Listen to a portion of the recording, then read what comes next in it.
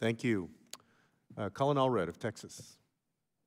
Thank you, Mr. Chairman, and I'd like to thank Chairman Engel for calling this as our first hearing.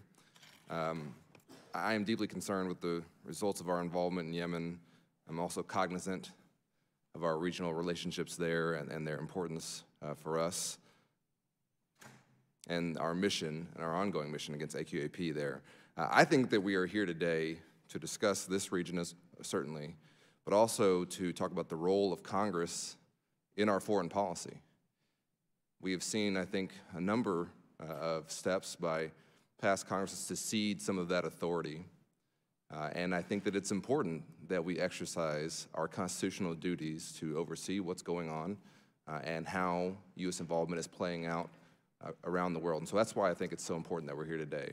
And Dr. Carlin and Mr. Singh, you have both mentioned in your statements the trend in our foreign policy away from counterterrorism and towards great powers and state actors. So I want to talk about Iran, as others have as well. As you know, Iran has provided support and training in ballistic missiles to the Houthi rebels, despite the blockade that's been in place since 2015. And heavy weaponry, such as long-range missiles, have been used against targets inside Saudi Arabia and against our own ships. Dr. Carlin, how can the U.S. help its partners more effectively interdict these weapons from these shipments from Iran, both at sea and via land? Thank you. Part of what we can do is work with our partners together on knitting together cohesive ways, both in the air and by sea, to try to counter these weapons. So that involves things like maritime security exercises, looking at the sorts of assistance, maybe through wargaming or tabletop exercises, showing our partners the sorts of capabilities that they need to be able to effectively counter these challenges.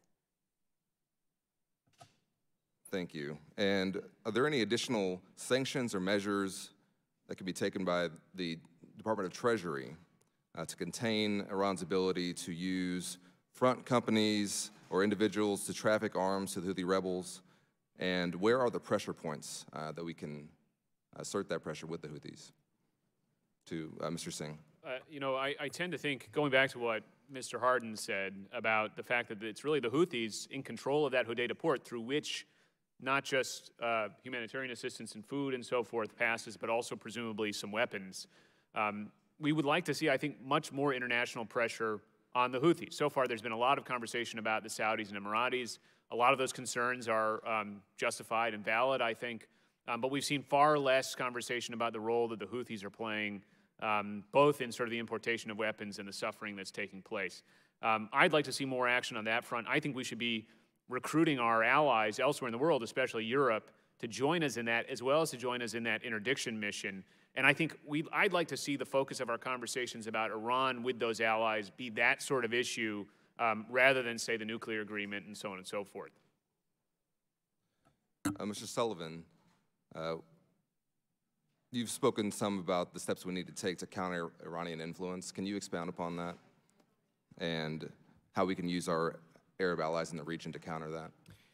Sure. I mean, one of my concerns, which I express in my written testimony, is that the current strategy seems to be to try to ratchet up pressure generally to no kind of clearly defined end. It seems like maybe the end is regime change, and we won't stop until we're at that. And my view is that you build up pressure against an adversary like Iran in an effort to convert that pressure into some progress on an issue that matters to us. We did that with the nuclear deal. I agree with Mr. Singh, we have to look at a broader range of issues beyond the nuclear deal as well.